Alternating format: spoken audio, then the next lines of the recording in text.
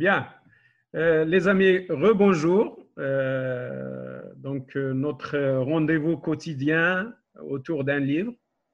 Donc, nous sommes dans le 12e débat. Donc, on est déjà à 12. Donc, ça fait plaisir d'avoir toujours les mêmes personnes et d'autres qui s'ajoutent. Je ne laisserai pas l'occasion passer sans présenter les bienvenus à Madame Geneviève du Canada. C'est une écrivaine romancière qui est là pour voir comment se déroule notre débat. Comme ça, on va l'accueillir en tant qu'invité dans les jours qui arrivent. Donc, Geneviève, bienvenue. Merci beaucoup. On vous entend très loin. Vous pouvez rapprocher le micro? Alors, je vous disais merci. Merci beaucoup. Donc, permettez-moi de faire une petite présentation. C'est Najib Benhaddou, mon grand ami. Donc, M. Najib Benhaddou, c'est un spécialiste, expert, consultant senior. Il a plusieurs cordes dans son arc, non pas seulement la logistique et le transport, c'est que je l'ai connu dans d'autres domaines. Il est dans le consulting d'une manière générale, donc il a eu l'occasion d'animer un certain nombre de séminaires. Et ce que quelques-uns ne connaissent pas de C. Benhaddou, c'est qu'il est aussi un invité de la radio Mars pour argumenter et commenter les matchs de football. Pardon, ce n'est pas le football, c'est les aspects juridiques du sport. Les aspects juridiques du sport, impeccable. Donc, mais je sais pertinemment que vous êtes un grand fan de Raja Bedaouia. Ah oui, donc, je le déclare haut et fort. Comment. Donc, ce qui va nous réunir aujourd'hui avec Najib Benhaddou, c'est beaucoup plus partager sa spécialité suite à la publication de son livre.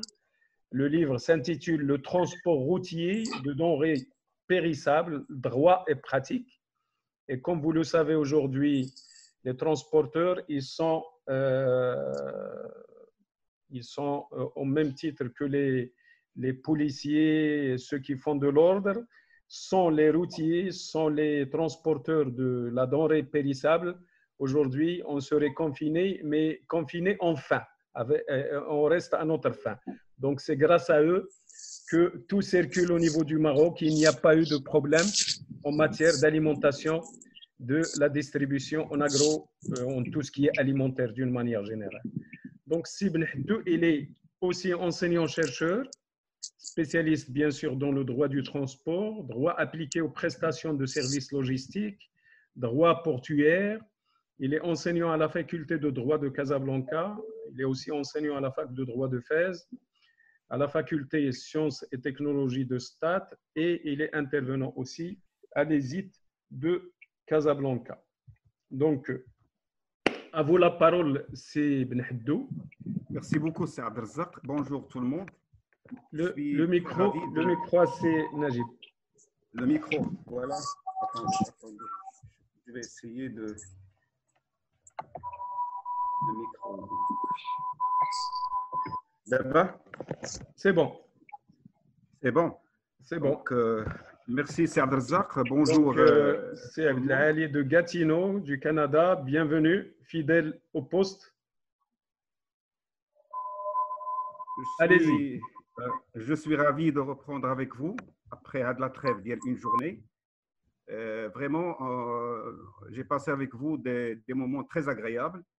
Le fadl tierja c'est Abdelrazak, bien sûr, qui est arrivé à prendre l'initiative et réunir le bon monde, le monde des intellectuels.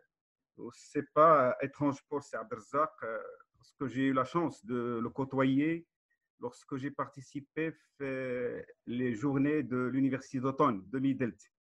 J'ai participé avec lui à l'événement où, il était très très pointu pour le travail dialogue. Il a réussi à réunir un bon monde du Maroc ou de l'étranger également.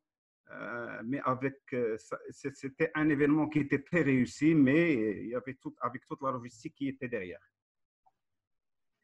Aujourd'hui, je vais présenter le sujet d'un livre qui s'intitule « Le transport de denrées périssables entre le droit et la pratique ». Venir aujourd'hui et présenter un ouvrage après les différentes personnes qui ont présenté leur livre en matière de sociologie, neurologie, en matière de sciences, en matière de lettres, présenter un sujet de droit, c'est un peu, on va se balancer de 360 degrés, mais je vais essayer d'une manière qui ne va pas brusquer ni choquer mes amis. Lorsque j'ai remercié C. Abdelrazak, j'ai utilisé un mot logistique. Et je vais l'utiliser également pour qu'il me serve comme tremplin pour passer à mon sujet. La logistique, c'est en fin de compte, c'est une manière d'organiser, d'avoir des différents moyens et organiser ces moyens pour atteindre un objectif déterminé dans les conditions optimales. La logistique a plusieurs définitions selon l'angle à travers lequel on veut voir la logistique. Mais en tant que juriste, je vais donner une définition juridique à travers la loi 5909 relative à la création de l'AMDL, l'Agence marocaine de développement de la logistique, qui définit la logistique comme l'ensemble des activités de transport, de stockage, de conditionnement, de manutention et d'activités connexes dans l'objectif de gérer le flux des marchandises, à savoir le flux physique et le flux d'informations dans les conditions de délai, de coût et de sécurité. Là, le transport fait partie des maillons de cette chaîne logistique. Mais on peut le considérer comme le maillon le plus important parce qu'il s'impose en amont de la logistique et en aval. On ne peut pas imaginer une opération logistique sans qu'il y ait du transport. Le transport aujourd'hui, c'est un secteur très, très important au sein de tissu économique national. C'est un secteur aujourd'hui qui a imposé son intérêt, son importance à travers les chiffres. Donc, on a à peu près 60 000 camions qui relèvent du secteur du transport routier pour compte d'autrui. Ils représentent 6% de PIB national. Ils couvrent 75% des flux de marchandises à l'intérieur du Maroc, à part les phosphates, bien sûr. Sa consommation du gasoil est de 22%, mais la consommation nationale du gasoil, et il fait travailler presque 200 000 employés. Voilà. Et on peut, si on va mettre le sujet dans son contexte actuel, aujourd'hui vous êtes bien au courant que c'est-à-dire l'état d'urgence sanitaire a été instauré suite à un décret 0220 qui a interdit les déplacements, sauf pour certains secteurs vitaux. Parmi ces secteurs figure le transport. Et sans le transport aujourd'hui, comme m'a dit Abdelrazak tout à l'heure, on ne pouvait pas vivre le confinement d'une manière plus ou moins aisée. Alors, pourquoi j'ai choisi comme sujet du livre le transport routier de denrées périssables? D'abord parce que le domaine du transport routier au Maroc, il n'y a pas d'écrit. Donc, les initiatives timides constatées au Maroc, c'était à travers certains cadres du ministère du Transport, mais c'était c'est epsilon. Par contre, en matière maritime, les écrits, on les trouve d'une manière abondante. Deuxièmement, l'autre raison pour laquelle j'ai écrit ce livre, parce que c'est un secteur dans lequel j'ai vécu avec les professionnels du transport, ce qui m'a permis de conjuguer ce que j'ai eu comme connaissance en matière le domaine académique avec le domaine pratique, ce qui m'a beaucoup aidé pour pouvoir écrire dans ce domaine. Le livre transport de denrées périssables, bien sûr le transport de denrées périssables, le transport de denrées périssables, c'est une branche de transport routier. Parce qu'en transport routier de marchandises, il y a plusieurs branches. On trouve le transport routier par camion-benne, où on transporte les produits en vrac, tels que les céréales, le charbon, les produits de carrière. On trouve le transport par camion-citerne, on transporte le carburant. On transporte également des produits alimentaires tels que le lait, tels que les huiles, l'eau également. Il y a le transport de véhicules, c'est-à-dire qui sert à transporter les voitures. On parle également de transport de denrées périssables. C'est quoi le transport de denrées périssables? C'est le transport qui sert à déplacer des marchandises qui nécessitent une température déterminée en cours de transport. Et ce sont surtout les produits périssables, à savoir les produits d'origine animale comme la viande, le poisson et les produits laitiers, ou les produits d'origine végétale, légumes et fruits et plantes. Le livre, je l'ai divisé en deux parties.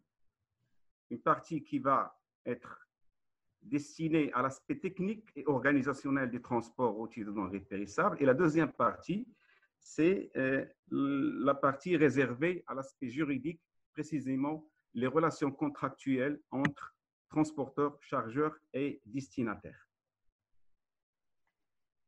Ma formation du juriste, mais en même temps, j'ai essayé également de traiter l'aspect technique. Pourquoi l'aspect technique? Parce que normalement, le droit n'est autre chose que ce sont des solutions qui viennent c'est un instrument qui vient pour donner des solutions à des problèmes qui s'opposent dans la réalité.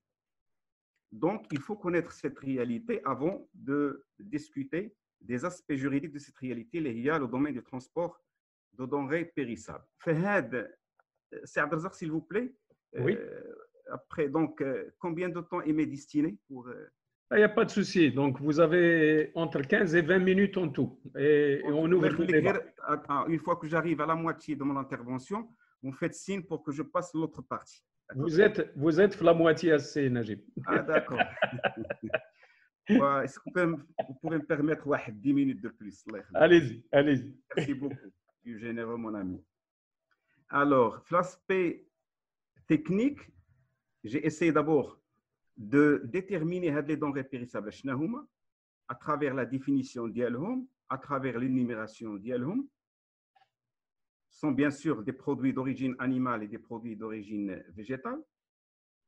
Par la suite, la nature de ces produits, parce que les produits sont de nature sensible et fragile.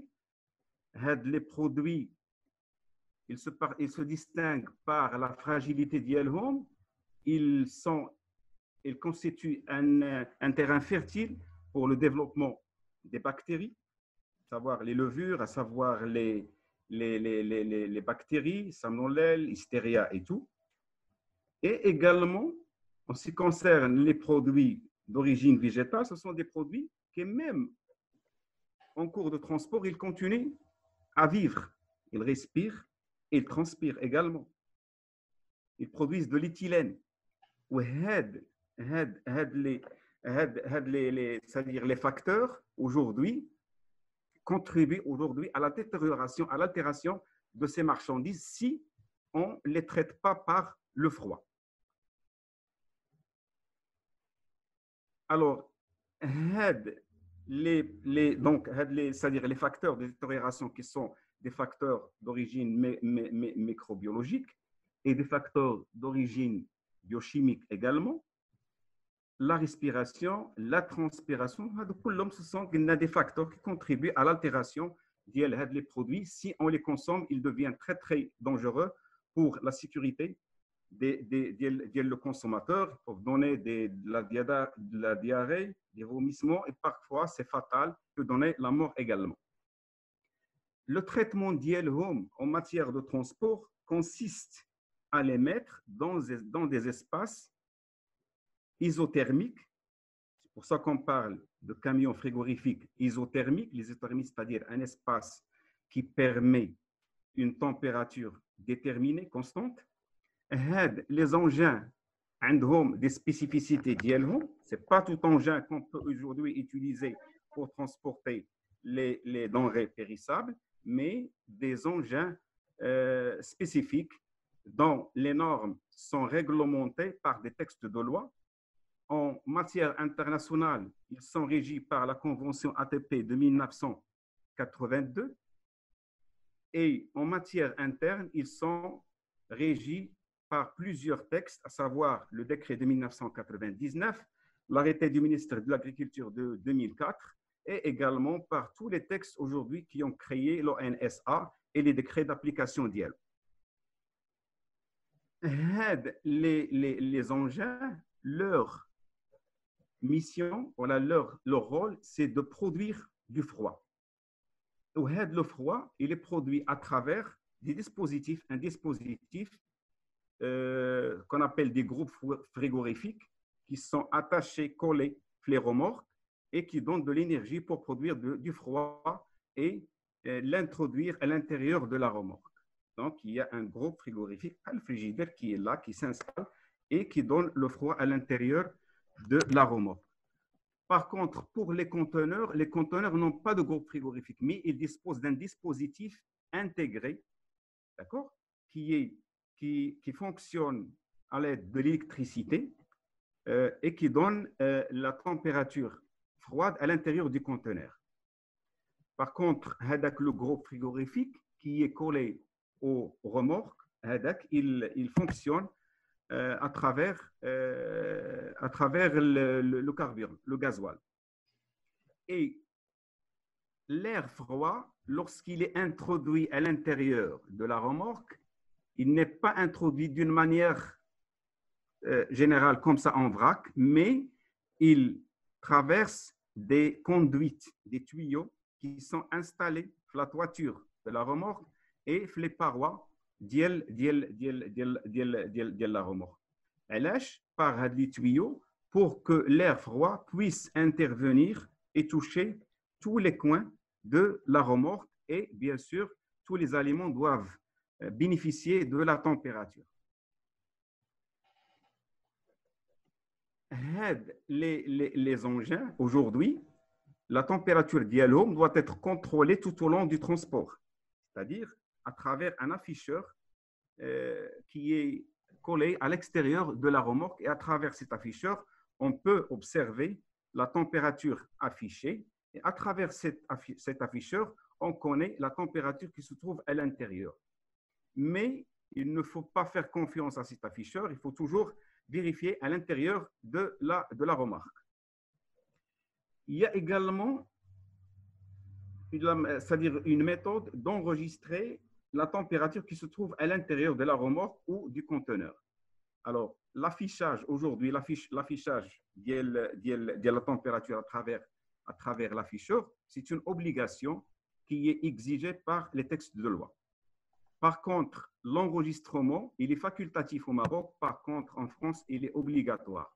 L'enregistrement consiste à mettre des instruments de différents genres à l'intérieur de la remorque ou à l'intérieur du conteneur et même parfois à l'intérieur de l'emballage des produits alimentaires, des denrées périssables, et qui va permettre de nous donner l'historique de l'expédition dans son ensemble. C'est-à-dire de partir du moment où on a démarré le camion jusqu'au moment où on va décharger la marchandise.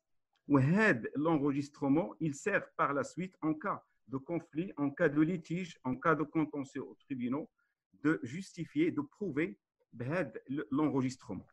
Les camions spéciaux, aujourd'hui, ils ne peuvent travailler sauf s'ils ne passent par un examen, deux genres d'examens, un examen de conformité technique qui sera sanctionné par une prestation de conformité technique qui est donnée par les services concernés de l'ONSA et également un examen de conformité sanitaire sanctionné par une attestation qui est également délivrée par les services de l'ONSA. Les camions également, ils sont connus par la position de marque La structure dialogue, il y a des marques qui peuvent aujourd'hui nous montrer de quelle catégorie de camion s'agit-il. Est-ce qu'il s'agit d'un camion de transport d'enrichissable catégorie A, catégorie B ou catégorie C? Est-ce qu'il s'agit d'isotherme normal, IN, d'isotherme renforcé, IR, et ainsi de suite. Donc, voilà en ce qui concerne l'aspect technique de transport de denrées périssables. Pour ce qui est de l'aspect juridique que j'ai traité la deuxième partie, je me suis focalisé surtout sur les relations contractuelles entre les transporteurs, les expéditeurs et les destinataires. Vous savez bien que dans un contrat de transport, le transporteur il est tenu de certaines obligations. Les obligations, on peut les déduire à travers la définition qui est donnée au contrat de transport en vertu de l'article 443 du Code de commerce marocain, ou là à travers l'article 5 de la Convention CMR qui régit le transport international. Le contrat, c'est la convention par laquelle un transporteur s'oblige à transporter des marchandises, à déplacer des marchandises appartenant à un expéditeur pour les livrer dans un lieu déterminé, dans des délais déterminés à un destinataire. À travers cette définition, on peut déduire que les obligations du transporteur, c'est d'abord de déplacer des marchandises et de les livrer dans l'état dans lequel il les a chargées sur le lieu de chargement. Donc, le transporteur, il est tenu d'une obligation de résultat, et c'est très intéressant, à la différence d'autres professionnels qui ne sont tenus que d'obligations de moyens. Exemple, aujourd'hui, le médecin, il est tenu seulement d'une obligation de moyens. C'est-à-dire le médecin aujourd'hui qui vous consulte et qui vous donne un traitement, au cas où vous n'êtes pas guéri, vous ne pouvez pas revenir et lui dire il n'y a pas eu de résultat. Le médecin qui va vous faire une opération chirurgicale, s'il n'y a pas guérison par la suite, il y a des complications, il ne peut pas revenir et lui dire je n'étais pas guéri. Parce qu'il va vous dire moi, je suis seulement tenu d'une obligation de moyens. J'utilise mon savoir, c'est-à-dire je mets en place les moyens nécessaires pour effectuer l'opération chirurgicale, mais je ne suis pas garant du résultat. Également, l'avocat qui vous défend au tribunal, il n'est pas obligé de vous acquitter. Il va vous défendre seulement parce qu'il est tenu seulement d'une obligation de moyens. Bien sûr, lorsque la partie lésée, la victime, arrive à justifier que ces deux professionnels, à savoir le médecin ou l'avocat, ont commis des erreurs et il doit les justifier, les argumenter, là, il peut poursuivre le médecin ou l'avocat, même s'ils sont tenus d'obligation de moyens. Mais c'est très difficile d'argumenter. Par contre, le transporteur, il est tenu d'une obligation de résultat et lorsqu'il ne déplace pas les marchandises dans les délais déterminés, il est en retard. Ou là, il les déplace, mais au moment de la livraison, on va constater que la marchandise, elle est perdue ou il est perdu partiellement ou il est avarié. Automatiquement, pour toute la communauté, il est responsable.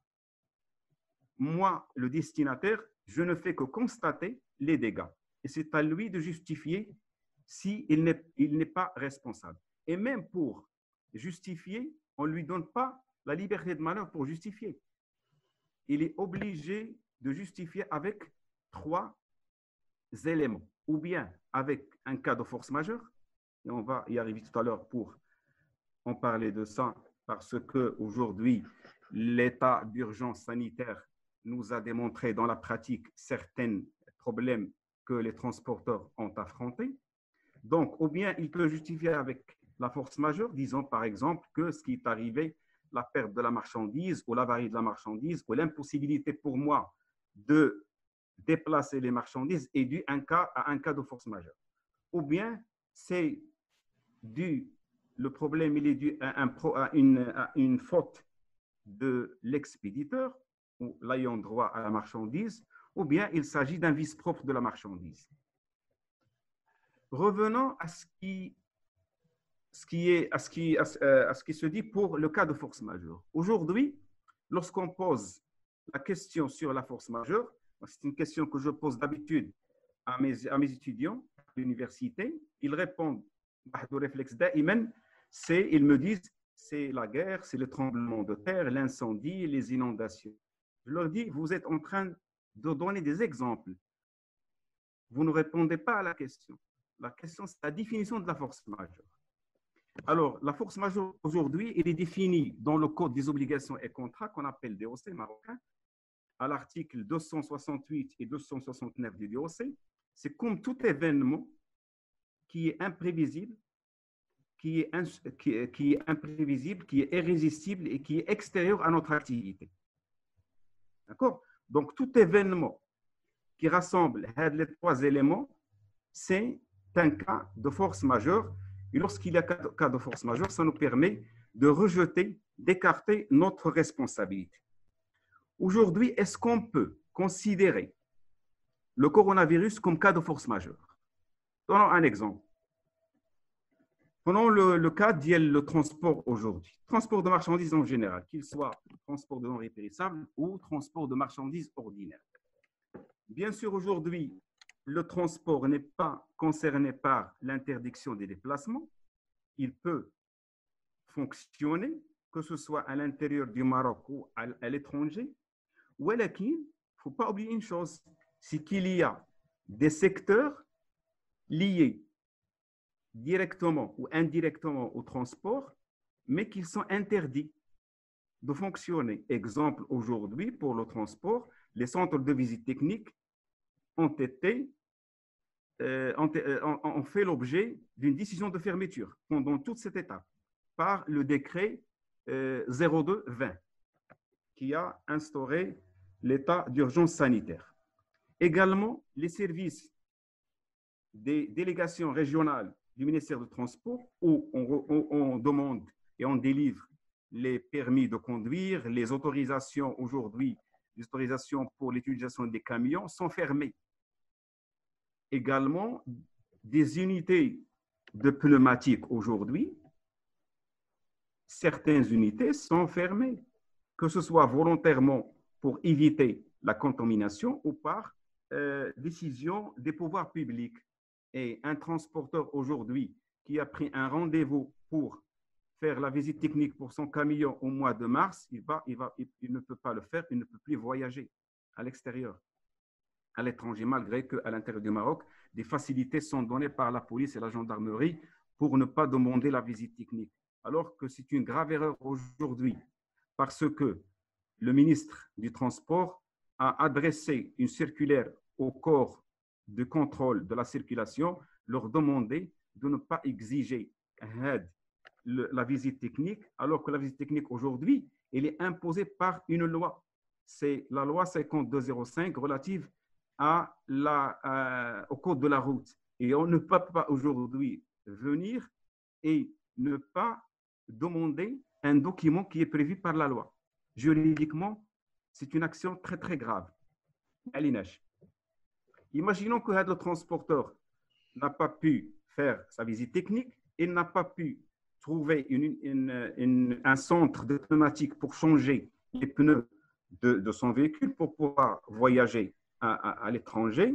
Donc, il sera dans l'obligation, dans l'impossibilité de ne pas déplacer les marchandises pour les livrer au marché de Rungis ou à Perpignan en France.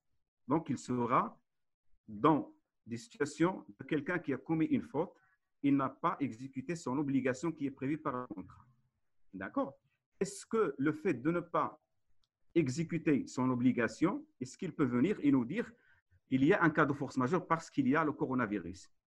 Moi, ce n'est pas de ma volonté, je n'ai pas voulu exécuter mes obligations, mais c'est dû à une force majeure liée à le coronavirus. Est-ce que le coronavirus est un cas de force majeure? Aujourd'hui, la question a fait couler beaucoup d'encre dernièrement et des articles tels que les articles que j'ai cités sont devenus des articles célèbres chez les juristes, les avocats, les experts. Il y a certains qui disent que c'est un cas de force majeure, les autres disent que c'est non, parce que pour le transport, il y a possibilité aujourd'hui de circuler. Mais en ce qui me concerne, moi, il y a un cas de force majeure que le transporteur peut utiliser pour justifier le cas de force majeure. C'est que l'article 269 du DOC, lorsqu'il ne définit la force majeure comme tout événement qui est imprévisible, qui est irrésistible et extérieur à l'activité de l'homme. Et il nous donne des exemples. Il nous dit comme la guerre, le tremblement de terre, les inondations et le fait du prince. Il nous parle du fait de prince, qu'on appelle en arabe fi'al sulta. Le fait de prince, on a les décisions des pouvoirs publics qui nous interdisent certaines choses. Aujourd'hui, ce n'est pas le coronavirus qui pose problème, mais ce sont les décisions des pouvoirs publics qui posent problème, qui nous interdisent certaines choses. Et les décisions des pouvoirs publics aujourd'hui font partie de ce qu'on appelle du fait de prince, qui est un exemple de cas de force majeure, et le transporteur peut justifier avec le cas du fait de prince pour rejeter sa responsabilité. Également, un problème qui a été posé récemment, la situation de l'état d'urgence sanitaire, un conducteur qui a refusé de faire son travail, qui a refusé de prendre le camion et de déplacer des marchandises. Et il a justifié son refus en disant que je ne peux pas travailler parce qu'il y a un risque de contamination. La question posée, est-ce qu'il a le droit de refuser? Certains ont dit qu'il s'agit de droit de retrait. D'autres disent qu'il n'a pas le droit de refuser. Il est obligé de faire son travail et s'il ne le fait pas, il va être considéré comme quelqu'un qui a refusé de faire son obligation ou un abandon de poste et il peut être en conséquence licencié par le transporteur. Pour ce qui est du droit de retrait, le droit de retrait, c'est un droit qui est prévu par la législation française et par une convention internationale du Bureau international du travail. Mais le Maroc n'a pas ratifié cette convention et le droit de retrait ne figure pas aujourd'hui dans la législation marocaine. Donc, on ne va pas considérer ça comme droit de retrait. Est-ce qu'on peut le considérer comme cas de force majeure pour le conducteur? Bien sûr, il y a le coronavirus, il y a le risque. Mais si aujourd'hui, le transporteur ou tout employeur met à la disposition de son salarié tous les moyens qui le protègent, par exemple, lui contrôler sa température chaque jour, lui donner des masques, du gel alcoolique pour laver ses mains et tout ce qui concerne aujourd'hui, tous les moyens aujourd'hui nécessaires à la protection de la contamination, le salarié, il est dans l'obligation d'effectuer son travail et son refus sera considéré comme le refus d'exécuter une obligation qui figure dans le contrat qui les lie, eux, aux transporteurs. M. Abdelrazak, est-ce que j'ai encore du temps? 1 minute. Très bien, 1 minute. Je donne un exemple de la jurisprudence pour justifier mes propos. Vous vous rappelez qu'en 2015 ou 2016, il y a eu un décret 1577. Le décret 77-15, pardon, qui a interdit la fabrication, la commercialisation, l'importation des sacs en plastique. Et les usines qui sont parmi les usines qui ont fait l'objet de cette interdiction, les usines a fermé, a arrêté l'activité et a fermé les portes de l'usine. Et il a licencié les salariés. Un salarié, il est allé au tribunal pour intenter une action en justice pour licenciement abusif contre son employeur. L'affaire s'est déroulée aux tribunaux et la Cour de cassation, c'est-à-dire le Majlis A'la, a jugé que l'acte pris par l'employeur n'est pas considéré comme un cas, comme un licenciement abusif. Parce que ce n'est pas, c'est-à-dire la fermeture n'a pas émané de la volonté de l'employeur. Ce sont les décisions du pouvoir public qui ont imposé à l'employeur de fermer l'usine et en conséquence arrêter, licencier ses salariés. Et la Cour de cassation a jugé l'affaire en faveur de l'employeur parce qu'il s'agit d'un cas de force majeure, un fait de prince, comme j'ai dit tout à l'heure. Donc, voilà ce que j'ai à vous présenter, mes amis. Je vous donne la parole pour les questions que vous voulez poser. Je suis à votre disposition et merci encore une fois. Merci, c'est Najib. Votre explication a été très claire et surtout qu'il y a un certain nombre de questions à poser dans ce sens. Alors, avant de poser ma question, je cède la parole chez Hedda avant moi. Allez-y. Est-ce qu'il y a quelqu'un qui demande la parole? Bien. En attendant de noter d'autres noms, est-ce que avec le Saad Ali, bon, je vous donne la parole avant moi, Saad Ali, allez-y. Abdelrazak, vas-y, s'il te plaît. Il n'y a pas de souci.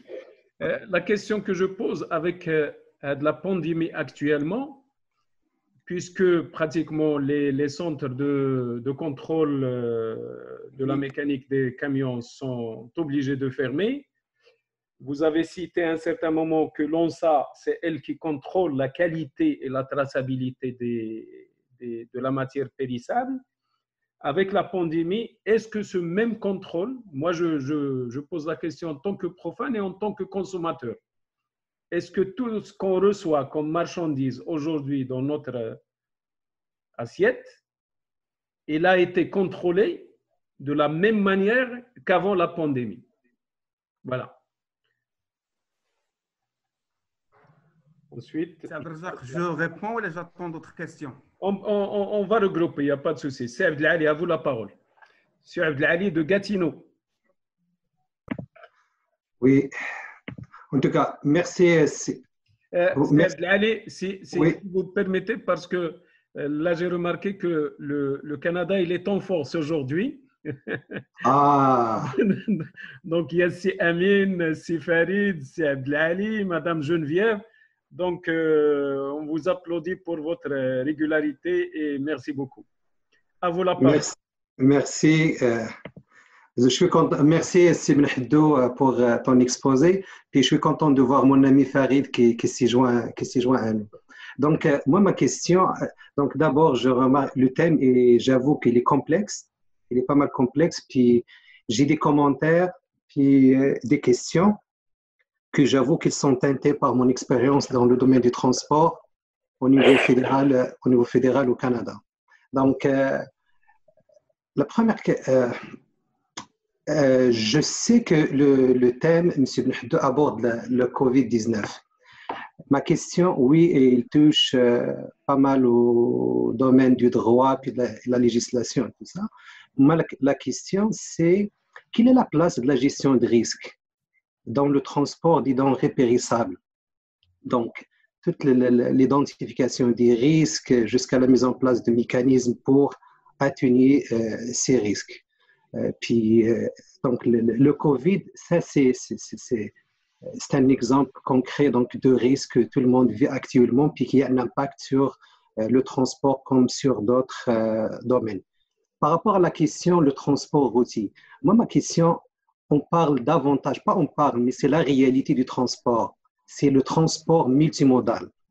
Donc, on ne parle plus même de l'intermodalité, mais de l'intégration de tous les modes de transport, surtout dans des produits, par exemple, comme des produits périssables. Puis j'imagine que le transport routier, le transport des produits périssables, exemple, ça ne touche pas juste au Maroc. Vous avez la Mauritanie, peut-être aussi le transport vers les pays européens, ce qui touche à d'autres modes de transport, et par exemple le transport aérien, le transport probablement ferroviaire. Alors, c'est quoi la place, moi ma question par rapport à ça, donc en plus de la gestion des risques, c'est quoi la place de l'intégration de ces modes-là? Il y a certains produits qui ne peuvent pas, par exemple, s'ils voyagent de Tanger jusqu'à je ne sais pas quoi, jusqu'à Agadir, ils ne peuvent pas, donc il faut les envoyer par exemple par avion. Alors, donc, c'est ça ce qui m'amène à cette question de multimodalité au niveau du transport. Donc, je crois que j'ai touché à quelques aspects par rapport à mon intervention. Merci, Sibn Hiddou. Est-ce que quelqu'un demande la parole ou là, Sibn Hiddou? Sibn Hiddou, vous pouvez déjà commencer à répondre à les deux interventions en attendant d'autres questions. D'accord, il n'y a pas de problème. En ce qui concerne, vous m'entendez, Abdelrazak? Oui, oui, allez-y. En ce qui concerne votre question, qui est liée à, vous avez évoqué le problème de la fermeture des centres de visite technique. Vous savez bien que les centres de visite technique, leur fonction, c'est l'aspect mécanique Oui. du véhicule. Pour ce qui est des services de l'ONSA, c'est l'aspect sanitaire et technique des engins de transport de denrées périssables. J'ai omis tout à l'heure de faire référence à une chose qui est très importante, c'est que les camions de transport de denrées périssables, ils ne peuvent commencer à faire du transport de denrées périssables lorsqu'ils sortent, lorsqu'ils sont neufs, qu'après un examen sanitaire et technique, et ils reçoivent une attestation qui va leur permettre de fonctionner, de travailler avec une validité de 6 années. Et après les 6 années, ils doivent renouveler l'attestation pour une période de 3 ans. Donc, si c'est 3, ça fait 9. Et après les 3 années, il a le droit également de demander un renouvellement pour une période de 3 années. Ça fait 12 années.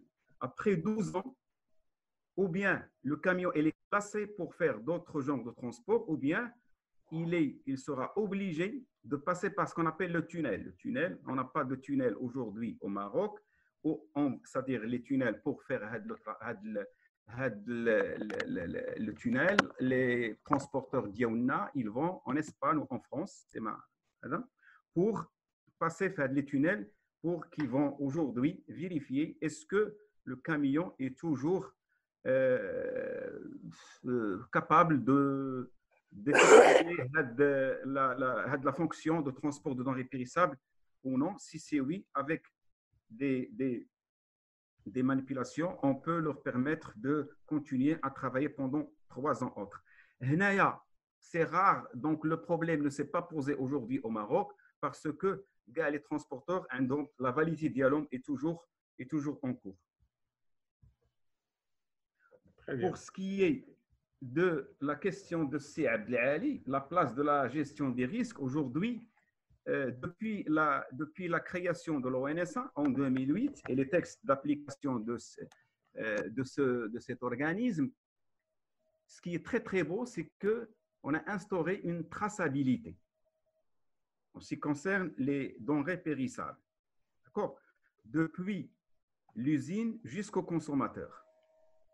Il y a un suivi très très serré de la part c'est-à-dire des services de l'ONSA. D'accord? C'est-à-dire à travers d'abord la vérification des moyens de transport. Aujourd'hui, les chambres froides où on stocke les marchandises, ils sont suivis à la lettre. Également, les étalages où on étale les produits, les denrées périssables, ils sont contrôlés et suivis. Donc, il y a un contrôle très, très serré en matière pour contrôler et gérer la traçabilité de ces denrées. Pour ce qui est de la multimodalité, c'est une question très, très importante que C. Abdelali a posée. Aujourd'hui, l'intermodalité ou le transport multimodal ou le transport qui est effectué avec plus d'un mode de transport. Exemple, un camion qui a chargé des marchandises de la plaine de Souss Messedra, le sud du Maroc, des légumes ou des fruits. Et sa destination est en Europe, vers Rungis ou Perpignan. Donc, il va charger de Agadir, il va venir jusqu'à Marrakech et il fait monter la remorque ou les conteneurs dans le train. Voilà, c'est de la multimodalité ou de la bimodalité.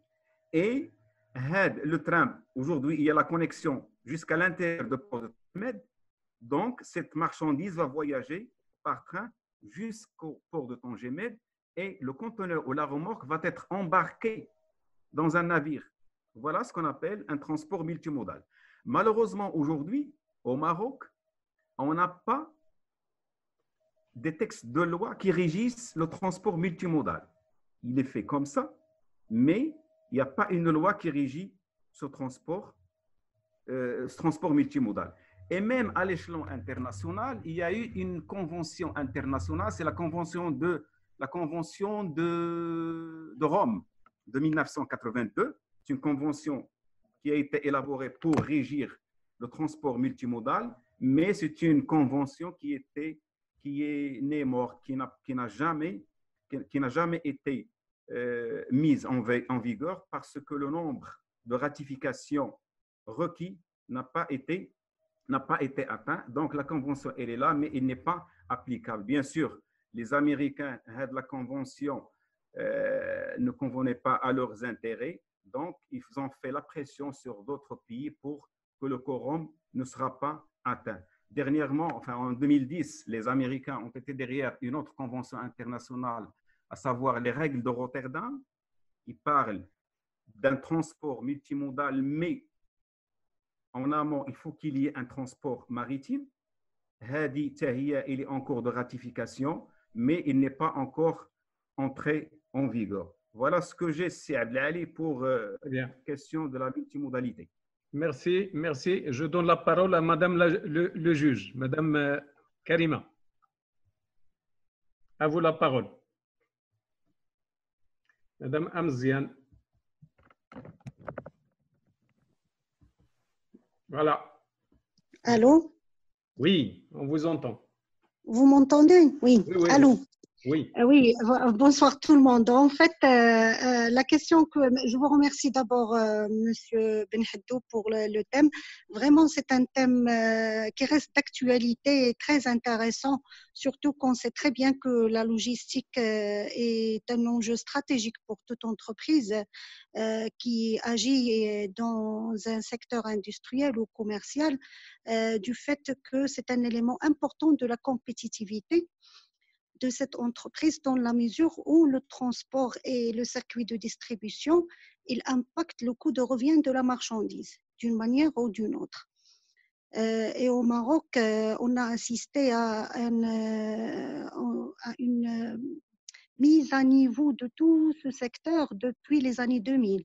On savait déjà que l'ex-Office national de transport, qui était en quelque sorte à la tête il était comme un régulateur des transporteurs et qui s'est transformé après en une société nationale de la logistique et de transport, l'actuelle SNTL. Ma question ma question première concernait le transport multimodal dont vous avez déjà eu la réponse, dont vous avez déjà répondu et qui a été déjà posée avant moi. En fait, je tiens à souligner ici que ma thèse concernant le design portait sur le transport routier des marchandises et la redéfinition de mission de l'ONT que j'ai réalisé en l'année 2000. Du coup, ce thème me tenait à cœur, même si j'ai laissé tomber, ça fait très très longtemps et j'ai changé de carrière après. Ma deuxième question concernant la chaîne de froid. Comme vous le savez, toute coupure de chaîne de froid, il peut entraîner pour les produits périssables un endommagement et il peut même entraîner des effets d'inefficacité vis-à-vis du consommateur et même entraîner des maladies par la suite. Et comme on sait actuellement, surtout pour les grands supermarchés et les grands supermarchés et, et surtout pour les petits magasins de quartier, on assiste parfois à cette coupure de chaîne de froid après le transport. Et on n'arrive pas à situer la responsabilité après. Est-ce que c'est la responsabilité du transporteur ou c'est la responsabilité du magasinier et de la manière de stockage de ces produits périssables? Ma deuxième question, il concerne en fait ce mode de transport frigorifique et la liaison avec l'énergie et toute la question d'environnement actuel concernant concernant les effets de cette consommation importante d'énergie pour préserver en quelque sorte cette chaîne de froid et pour l'utilisation massive de ces caisses frigorifiques. Et merci. D'autres questions, Saad Razak? Alors, avant, Yassir Amrani de l'université d'Oujda qui pose la question, qui se rapproche un tout petit peu à celle-ci.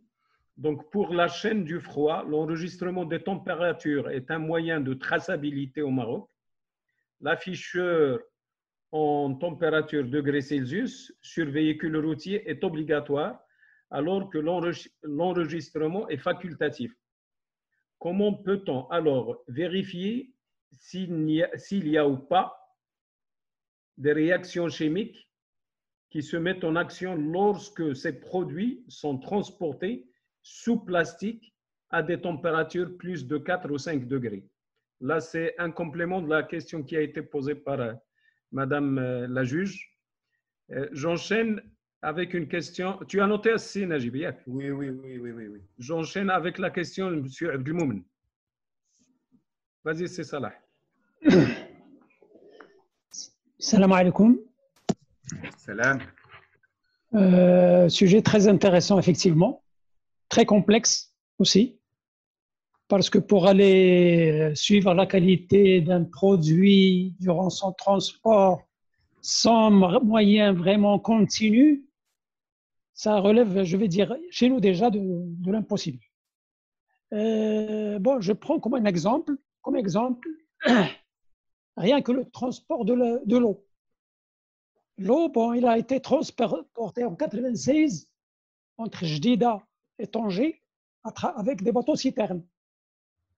Et vous savez que pour l'eau, ce n'est pas une question de température, c'est beaucoup plus une question de contrôle du chlore résiduel qui protège l'eau durant le transport.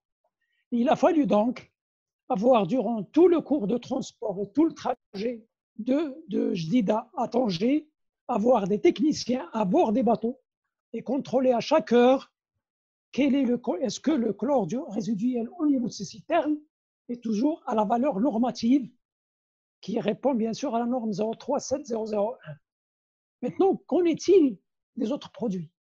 Si on parle du poisson, si on parle d'autres produits qui sont périssables, comment est-ce qu'on peut arriver à suivre une température sans afficheur qui fonctionne, sans enregistreur qui est facultatif, et puis à la fin, au départ et à la fin, à l'arrivée chez le consommateur, comme a dit madame juste avant moi, quand il arrive chez le poissonnier, c'est le vendeur, on voit les étalages, comment ils sont déposés, il n'y a pas de contrôle température, il n'y a pas d'utilisation avec des EPI, des équipements de protection individuelle.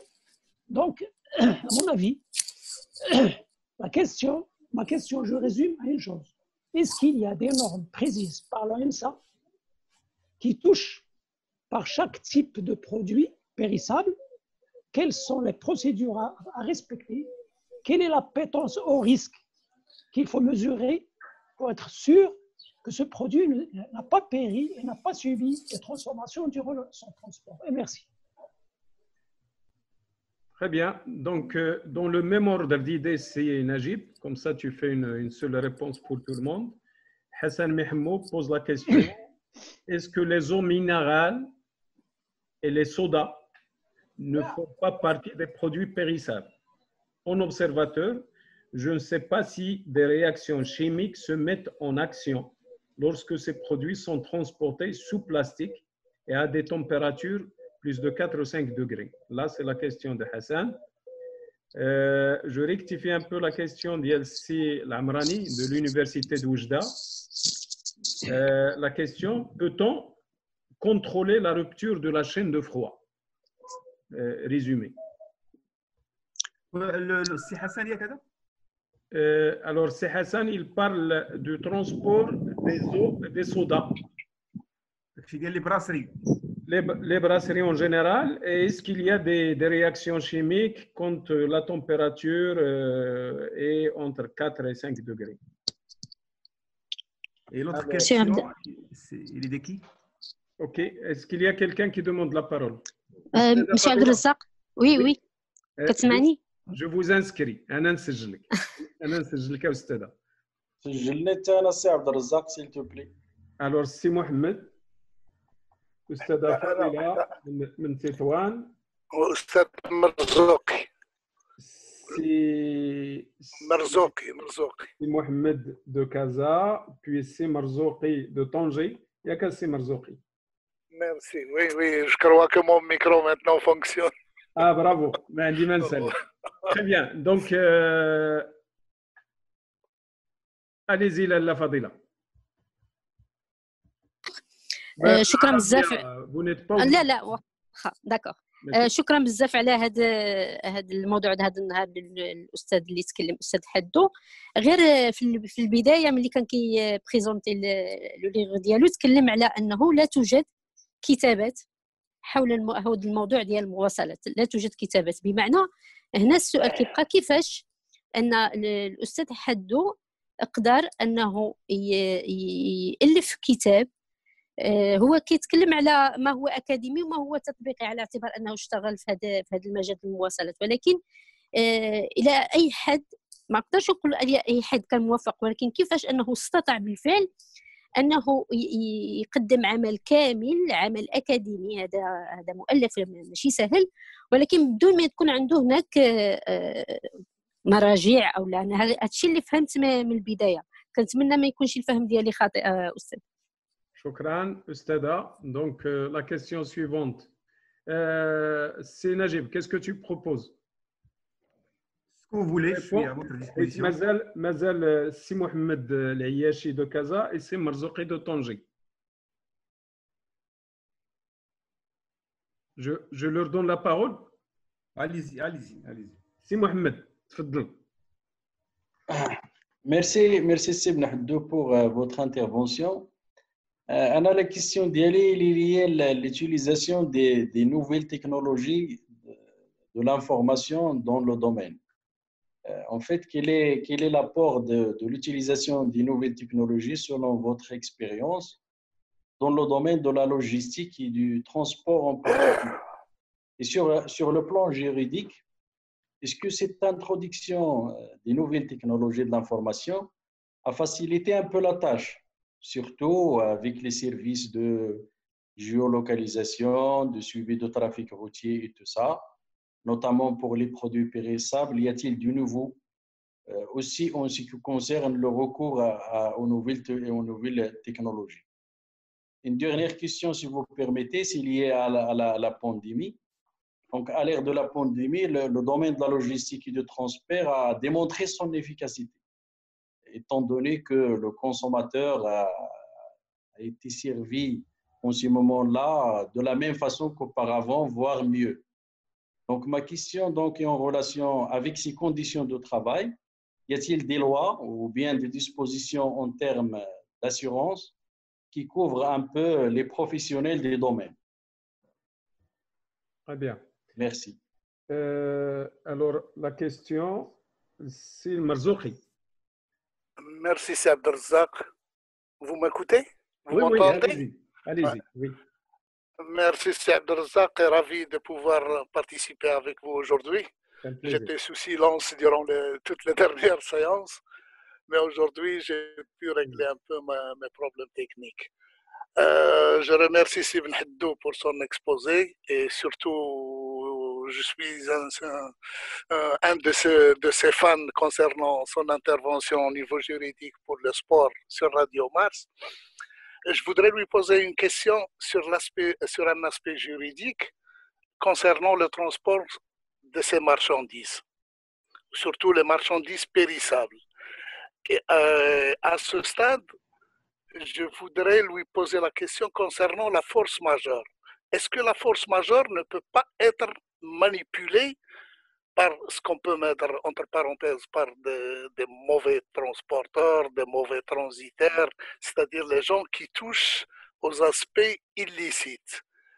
On voyait par exemple il y a quelques années, par exemple ici à Tanger, on voyait arriver des marchandises périssables sur les aires d'export au dernier moment pour éviter par exemple tous les contrôles concernant le voyage ou concernant la mise au niveau des bateaux et du jour au lendemain ou le lendemain, on se retrouve avec des arrêts au niveau de l'aire d'Al Jazeera, des camions de produits périssables liés à de la drogue. Donc, est-ce que cette force majeure n'est pas sujette à des manipulations? Est-ce qu'elle ne peut pas être simulée? Et la deuxième petite question liée aussi à cet aspect-là, est-ce que la traçabilité, on sait maintenant concernant tous les projets concernant la traçabilité, on a énormément de moyens pour pouvoir la réussir, cette traçabilité. Est-ce que ce n'est pas l'aspect illicite qui fait au niveau de tous les intervenants de la logistique qui doivent être mis sous un contrôle strict et qui ont besoin vraiment de programmes de traçabilité dans leurs actions? Et merci pour votre exposé qui était vraiment... Le professeur L'Amri. Bon, je voulais rapidement 3 autres questions et je vous donne la parole à Sinajib, qui sont rédigées. Est-ce que confiance joue rôle prépondérant dans le bon déroulement du transport et l'absence d'irrégularité dans la chaîne et d'absence d'irrégularité dans la chaîne? C'est la question de Si Hassan L'Amri. Si Mohamed Bouharta, qui nous fait honneur l'Yom, c'est un industriel en matière de transport et qui a géré la flotte une administration publique pendant des années avant sa retraite. Donc, pour les cas de force majeure, je crois qu'il n'est pas d'actualité que pour le transport international. Quant au national, des autorisations exceptionnelles sont données pour la visite technique. Quant aux problèmes mécaniques ou de pneumatique, les ateliers sont ouverts. Voilà. Et comment déterminer le coût du transport, c'est la question de si donc voilà, vous avez de quoi, vous avez du pain sur la planche à Najib. D'accord. Est-ce que tu veux que je répète chez Haja? La dernière question, en fait, la dernière question de la part de qui? La dernière question. Alors, la dernière question, c'est comment on détermine le coût de transport de marchandises d'une marchandise donnée. Est-ce qu'il y a une idée? Donc ça, c'est la question d'Yel, l'Akh Lafdi. Il l'a complété à la fin, Abdelrazak. Exactement, le coût de transport est un élément important du coût de la marchandise. Exactement. Donc, voilà. Comment on établit tant le coût de transport? Allez-y. Alors, je commence par les dames, par galanterie. Bien sûr, galanterie oblige. Il y a Madame Amzienne qui a parlé de l'ONT. L'ONT, il n'était pas un régulateur. L'ONT disposait d'un monopole, un monopole de droit qui lui est dédié par le Dahir de 1963. C'est-à-dire que l'office, donc parce que j'ai omis de parler de ça dans ma présentation, le transport routier était caractérisé par un monopole étatique à travers l'ONT, Office national du transport, qui est converti aujourd'hui en SA, la SNTL, la qu'on aura dit le Rabat, Société nationale de transport et logistique. Donc, le Dahir de 1963, il dispose dans ces articles que l'ONT est le transporteur unique. Attention, donc personne n'a la qualité de transporteur. Les gens qu'on appelait transporteurs de l'OQITA, ce sont des détenteurs de moyens de transport. Parce que le seul qui pouvait avoir la qualité de transport, on voit l'ONT. Donc c'est l'ONT qui contactait les ayants droit à la marchandise expéditeurs, voilà ce qu'on appelle les chargeurs ou les donneurs d'ordre, et celui qui fait appel aux transporteurs, chacun donc pour exécuter, ce sont des exécutants. Donc, c'était l'ONT, le monopole et non pas seulement un organe de régulation. D'abord, il y a une petite régulation. Donc le transport, il est passé par deux étapes. La première étape, c'est avant 2003, où il y avait le monopole de l'ONT, et après 2003, après l'enlèvement du monopole de l'ONT, où le démantèlement du monopole a été suivi par d'autres mesures. On a libéralisé également les prix, parce qu'avant, les prix ont été fixés par l'administration. Donc, c'est sur proposition de l'ONT que le ministère du Transport fixe les prix du transport pour chaque destination à l'intérieur du Maroc. Et également, les transporteurs qui effectuent des opérations de transport, par exemple de Casablanca vers Agadir, il n'a pas le droit de revenir avec un transport de Agadir. Il est obligé de revenir à vide, ce qu'on appelle le contingentement, ce qui était également enlevé la libéralisation en 2003. Et le top du top, c'est que l'époque de la libéralisation, à travers la loi 1699, à partir du 13 mars 2003, parmi les meilleures, les nouveautés qui ont été constatées et les meilleures nouveautés, c'est qu'on a fini avec le système de l'économie de rente, avec l'agrément. À partir de 2003, il n'y a plus d'agrément en matière de transport de marchandises. Le système d'agrément a continué en ce qui concerne les transports de voyageurs par autocar. Mais transport de marchandises, il n'y avait plus d'agrément depuis le 13 mars 2003. Et on a commencé par un autre système qui consiste à demander à toute personne qui veut exercer le transport des conditions objectives, à savoir la capacité financière, la capacité professionnelle et l'honorabilité, c'est tout. Et tu peux travailler avec les prix que tu veux et tu peux charger sur n'importe ville, tu peux partir de Casa à Agadir et si tu as les capacités commerciales, tu peux charger d'Agadir et décharger à Marrakech et charger de Marrakech et revenir à Casa. C'est très très libre. وهنا باش نربط مع لا ريغولاتي اللي هضرت عليها مدام مزيان سي كو malgré qu'il y a eu la libéralisation du prix du transport, l'État par aujourd'hui le fait de publier ce qu'on appelle les prix de référence. Un prix minimal. Tous les 6 mois, le ministère est obligé de publier les prix de référence, ce qu'on appelle c'est-à-dire le coût de référence, c'est-à-dire un prix, par exemple, on dit par exemple que aujourd'hui, le transport, le prix d'Yalo, il est à 10 dirhams le kilomètre. Donc, 10 dirhams, c'est le minimum. Si vous trouvez un client avec lequel vous pouvez travailler à 12 ou 15 et même à 20 dirhams, vous pouvez.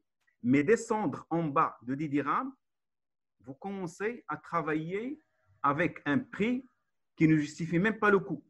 Le transport d'Yalo. Ou le coût, il va servir de tremplin pour passer à la question de le monsieur qui a posé la question en ce qui concerne le coût du transport. Alors, le coût de transport, aujourd'hui, il est calculé suite à plusieurs facteurs qui entrent en jeu. D'abord, il y a plusieurs composantes. D'abord, c'est le carburant, le prix du carburant. C'est le salaire le conducteur. Donc, le prix du carburant, parce qu'il y a des coûts variables et les coûts invariables. Les coûts variables, c'est le prix du carburant. C'est le péage de l'autoroute. C'est le pneumatique, parce que le pneumatique, aujourd'hui, il y a les usures, il y a la durée de vie. Chaque kilomètre, il y a un coût. D'accord? Il y a également l'entretien, il y a le pneumatique, il y a l'assurance, il y a les taxes et impôts, il y a les frais de structure, à savoir la location de bureau ou la traite de l'achat d'eau, il y a également les salaires des conducteurs et les salaires des gens de l'administration, les coursiers. Tout ça, on calcule le coût pour le voyage et ملي تنحصلوا على لو كو تنزيدوا عليه واحد لا مارج دو bénéfice pour proposer le prix ديالنا. Toujours pour revenir à la question de madame Mziane en ce qui concerne la coupure de la chaîne du froid, aujourd'hui le transport de denrées périssables parmi c'est-à-dire les caractéristiques d'ILO, ou bien pour aujourd'hui arriver à garantir le transport de denrées périssables dans les conditions requises, il faut éviter surtout la rupture de froid. C'est-à-dire, lorsqu'on se présente dans un lieu de chargement pour charger, donc le chauffeur qui conduit le camion, parce que d'abord, avant de charger une denrée périssable, le propriétaire de cette marchandise, on doit lui poser la question, quelle marchandise vous voulez qu'on transporte? Quelle est la température demandée? Il nous demande la température, par exemple, pour l'oubia khadra, les haricots verts, 6 degrés, par exemple. 6 degrés. Donc, je prépare d'abord chez moi mon conteneur ou ma remorque frigorifique à 6 degrés. Une fois la température arrive à 6 degrés, la remorque, le conteneur, donc je déplace l'engin, le moyen de transport, et je vais charger avec. Mais attention, il faut que cette marchandise soit également, elle aussi, refroidie à 6 degrés. Si je trouve cette marchandise dans l'air ambiant à 20 degrés ou les 25 degrés, donc c'est dans mon intérêt de ne pas la charger et de revenir. Et si le chargeur ou le donneur d'ordre insiste à ce que je charge, à ce moment-là, je lui demande à ce que j'introduis dans le document de transport mes réserves. Les réserves, ça veut dire, je constate que cette marchandise n'a pas été refroidie. Je ne l'ai pas trouvée dans une chambre froide. Il était dans l'air ambiant. Et son propriétaire a insisté à ce que je la transporte. Et il signe avec vous. Comme ça, lorsque vous arrivez à destination, automatiquement, la marchandise va périr. Et là, vous allez justifier que ce n'est pas de votre faute. Et c'est une référence à ce que j'ai dit au début. J'ai dit parmi les causes les causes de rejet de l'irresponsabilité des transporteurs, c'est ce qu'il y a une faute de l'expéditeur. Là, il s'agit d'une faute de l'expéditeur. Voilà, en ce qui concerne. Alors, aujourd'hui, les transporteurs affrontent un problème au niveau des postes frontaliers, que ce soit à Tangemed ou au poste frontalier terrestre de l'Gargaret. Le poste frontalier maroco-mauritanien. Parce que les Marocains aujourd'hui transportent des marchandises vers l'Afrique, vers la Mauritanie, le Sénégal, le Mali, le Côte d'Ivoire et le Tchad. Et le Niger également. Et au niveau de ces frontières, les transporteurs affrontent des difficultés énormes. Bien sûr, avant, au port de Tangemed, avant d'embarquer dans le navire, il y a le contrôle de la douane. Et le douanier, en vertu du code de la douane, il a des prérogatives qui lui permettent de vous demander d'ouvrir le camion et décharger la marchandise parce qu'il a des doutes. Il peut vous dire, parce que parfois, il fait passer les camions comme ça en passant par le scanner, mais même en passant par le scanner. Le scanner, c'est un dispositif, c'est un tunnel par lequel passent les camions avant d'être embarqués sur le navire. Le scanner, il ne montre à l'intérieur s'il n'y a pas un corps étranger autre que la marchandise chargée. Et même si le scanner ne donne rien, le douanier peut vous imposer de décharger parce qu'il a des doutes. C'est son droit. Mais lorsqu'il vous demande de décharger, vous transportez des bananes, de l'avocat ou des fraises, ou là des plantes, ou bien des haricots verts, et il vous demande de décharger. Alors, vous êtes obligé de décharger et vous déchargez dans l'air ambiant. Il n'y a pas de chambre froide à l'intérieur qui vous permettent c'est-à-dire destiné à mettre la marchandise déchargée. Et en plus de ça, vous devrez payer la main-d'œuvre qui va décharger et qui va recharger. C'est un ordre d'Irada. Et lorsqu'on décharge la marchandise, il y a rupture de froid. Automatiquement, la température va augmenter. Et il y a un grand risque que la marchandise périsse et à destination, la marchandise sera avariée. Et là, le transporteur sera responsable. Également, c'est ce qui se fait à la frontière de l'Gargarat aujourd'hui. Mais une fois arrivé chez le destinataire, il va trouver la marchandise avariée, il va vous taxer de responsabilité et il va vous demander de lui payer des indemnités. Et lorsque vous allez au tribunal, vous serez obligé de payer les indemnités pour la marchandise avariée. Vous allez dire que la douane m'a obligé à décharger et j'ai respecté les ordres. Ils vont vous demander, monsieur, est-ce que vous avez un document qui justifie comme quoi la douane vous oblige à décharger. Alors, il y a 6 mois suite à la pression faite par les organisations de pression de transport, que la douane a donné des instructions aux frontières pour que les douaniers donnent des attestations comme quoi ce sont eux qui ont demandé le déchargement. Mais on ne donne jamais de documents et les transporteurs se trouvent dans l'obligation de payer l'indemnité pour marchandises avariées. Alors, pour ce qui est de l'autre question, pardon, vous m'entendez toujours, Saad Razzaq? Allez-y, allez-y, on vous entend. Pour l'autre question, les effets nocifs du transport. Alors, aujourd'hui, bien sûr, le transport, aujourd'hui, c'est un secteur qui est mal connu ou qui n'est pas aimé, qui est mal connu. Bien sûr, c'est une réalité. Quand je chauffe les accidents de la circulation, quand je chauffe la pollution environnementale, quand je chauffe la pollution sonore, quand je chauffe l'encombrement les grandes artères à l'intérieur des villes. Donc, l'EBDA, c'est un transport. Le transport, c'est une activité liée. Les avantages d'IALO, mais il y a également les inconvénients d'IALO, face auxquels on est. Pour ce qui est de Sil Amrani de Oujda, il m'a parlé de l'enregistrement. Aujourd'hui, l'enregistrement, il est effectué à travers plusieurs moyens et je vais enchaîner la question de l'utilisation des nouvelles technologies pour l'enregistrement. Effectivement, aujourd'hui, il y a une grande évolution dans l'utilisation des nouvelles technologies. Aujourd'hui, l'employeur, le transporteur peut, à partir de son bureau et à partir de son PC, suivre l'évolution de la température à l'intérieur du camion. Et même en cas d'arrêt du groupe frigorifique pour une panne ou autre chose, ou bien parfois, les conducteurs, lorsqu'ils arrivent dans l'aire de repos, l'autoroute, ils s'arrêtent pour dormir ou là pour se reposer et pour prendre un temps de sommeil, ils éteignent le groupe frigorifique pour qu'il n'y ait plus de bruit. Et parfois, lorsqu'ils redémarrent, ils oublient de redémarrer le groupe frigorifique. Il y a un problème. Là, aujourd'hui, avec l'utilisation des nouvelles technologies, le patron, il a la possibilité, ou la personne qui se charge d'exploitation dans les bureaux du transporteur, il a la possibilité de suivre à partir de son bureau. Et il y a même également des alertes qui sont données lorsqu'il y a un arrêt de la température froide. Si Salah,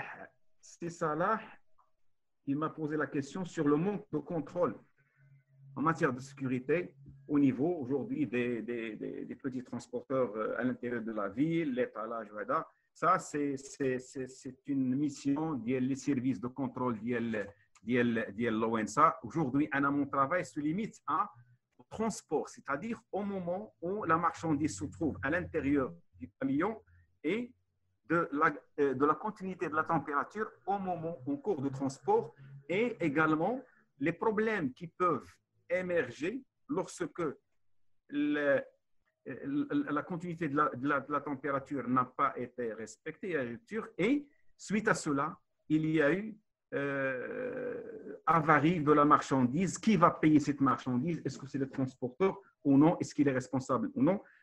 Moi, dans ma mission de juriste, mon rôle de juriste, ma mission s'arrête là. Donc la question posée par ça, c'est ça revient au contrôle des services de l'ONSA.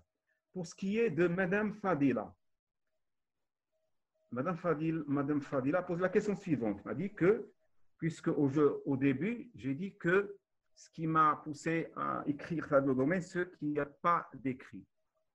Et puisqu'il n'y a pas d'écrit, comment j'ai fait pour trouver des références à mon travail? Bien sûr, le transport, moi, j'ai dit qu'il n'y a pas d'écrit dans le transport routier. Le transport maritime, il y en a des écrits. En matière de transport, il n'y a pas d'écrit. Pour la question, les références sur lesquelles je me suis basé, d'abord, un juriste, il se base d'abord sur les textes de loi. Sur les textes de loi, d'abord. Donc, les textes de loi, il existe. Il y a un arsenal de textes. Il y a le Code de commerce marocain. Il y a le DOC, l'État des obligations et contrats. Il y a le contrat type publié au bulletin officiel en mars 2003. il y a également le code de commerce, il y a également plusieurs textes. À l'échelon international, il y a la convention CMR de Genève. Donc, il y a tous les textes aujourd'hui sont disponibles pour qu'un juriste puisse faire son travail. Il y a également la jurisprudence, les différentes décisions, que ce soit au Maroc, que ce soit à l'étranger. Et je me suis inspiré également du transport routier, des écrits du transport routier à l'étranger, en France, en Belgique. C'est Najib. Je vous propose d'enlever la vidéo parce que c'est très. D'accord. Alors, on va désactiver la vidéo. Allez-y. C'est toi ou moi? Ça y est, c'est bon. C'est bon. Donc, voilà la réponse à la question posée par Madame Fadela. Et normalement, un juriste, c'est le terrain اللي تعجبه. C'est là où il y a la rareté. Les FSMOF, les documents, les choses. Donc, il doit faire des efforts pour aller chercher là où il y a une absence de documents. Une autre question. Oui, on vous suit. Alors, Sil Marzouki, la force majeure. Est-ce que certains transporteurs aujourd'hui n'utilisent pas des manipulations, c'est-à-dire des comportements de mauvaise foi? Donc, le transporteur aujourd'hui, je traite le transport, ou là, le contrat de transport, mais bien le transporteur, l'expéditeur et les destinataires. Donc, ce sont les trois parties du contrat de transport. Le transporteur, il est obligé de déplacer une marchandise. Lorsqu'il la prend, la marchandise, il devient sous sa responsabilité tout au long du transport. Et tout problème qui peut arriver à cette marchandise, c'est lui le responsable. D'accord? À l'égard du destinataire. Et si, par exemple, la marchandise périsse ou il est perdu, il est responsable de payer les indemnités en conséquence. Question de mauvaise foi. D'abord, l'article 230 de DOC dispose ce qui suit. L'article, il stipule que les conventions conclues d'une manière légale doivent être exécutées de bonne foi. La bonne foi est une condition sine qua non pour l'exécution du contrat. Et s'il s'avère par hasard que le transporteur a utilisé de la mauvaise foi, bien sûr, cela doit être justifié, il sera bien sûr sanctionné par le paiement d'indemnité. Pour ce qui est de la question de ces Boukharta, il a parlé de la force majeure. Si vous pouvez répéter la question de ces Boukharta. Alors, ces Boukharta, je vais ajouter une question à la première. Alors, pour le cas de force majeure, je crois qu'il n'est d'actualité que pour le transport international. Quant au national, des autorisations exceptionnelles sont données pour la visite technique. Quant aux problèmes mécaniques ou de pneumatiques, les ateliers sont ouverts. Et j'enchaîne pour une deuxième question, Théo, comme ça vous lui répondez. Il faut reconnaître que les exigences techniques de transport de denrées périssables ne sont pas sérieusement appliquées au Maroc parce que difficilement contrôlables. Et nous le constatons tous les jours en observant comment sont transportés tous les produits sur le réseau national, véhicules sans frigo et même, sans frigo, et même quand ils sont installés, sont-ils aux normes aussi? Est-ce que la chaîne de froid est respectée? Donc, ces deux questions en une, puisqu'il s'agit de la même personne, c'est Boukharta. Donc, je commence par la dernière question d'Yelou. Il n'y a pas un respect des normes. Moi, comme juriste aujourd'hui, je travaille sur les textes. Lorsque je présente le sujet, je le présente en vertu des textes. Qu'est-ce que le texte dit? Les textes, ils sont là, les normes à appliquer sont claires, c'est-à-dire que ce soit pour les engins, les formalités d'IALHOM, les conditions pour qu'ils puissent fonctionner et tout, les textes sont là. Moi, je suis en train d'analyser les textes. Pas la question de contrôle, ça relève des services de contrôle. Pour ce qui est de la fermeture des visites techniques, la circulaire de la fermeture, je peux la partager avec vous par la suite, avec la circulaire de la fermeture des centres de visites techniques.